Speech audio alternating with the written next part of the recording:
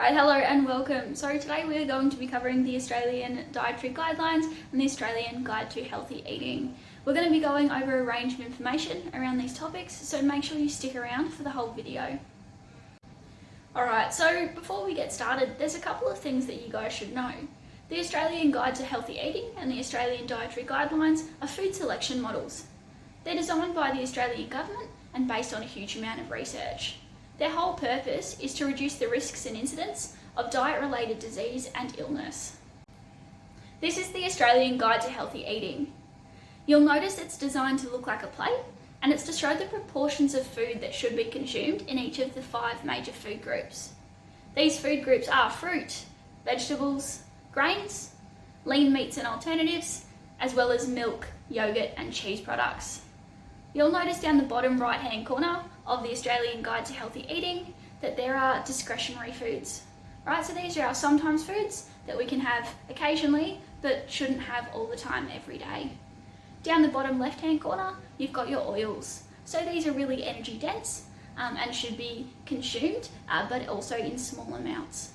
Up the top hand right corner of the Australian Guide to Healthy Eating we've got water, a glass of water, and this is to show that water should be the main source of liquid for people in their diets. Okay, so we are up to focusing on the Australian Dietary Guidelines.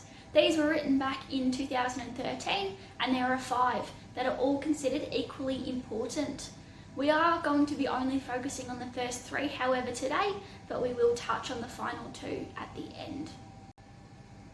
Okay, so Guideline 1 is to achieve and maintain a healthy weight, be physically active and choose amounts of nutritious foods and drinks that meet your energy needs. For young people, adolescents and children, they need adequate nutrition in order to grow and develop normally. They should also be active every day, and for older adults, they need to eat nutritious foods and remain physically active in order to maintain their strength and maintain that healthy weight. Okay, Guideline 2. Guideline 2 talks about enjoying a wide variety of nutritious foods from these 5 food groups. The 5 food groups we are talking about are the ones we mentioned before when talking about the Australian Guide to Healthy Eating. These are fruits, vegetables, grains, lean meats and alternatives, as well as milk, yogurt and cheese products. Guideline 3 talks about limiting intake of food with saturated fats, added salt, added sugar and alcohol.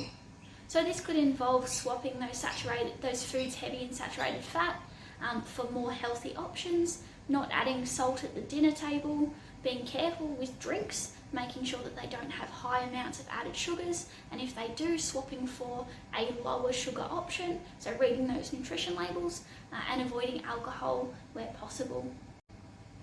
Guideline 4 of the Australian Dietary Guidelines is encourage, support and promote breastfeeding.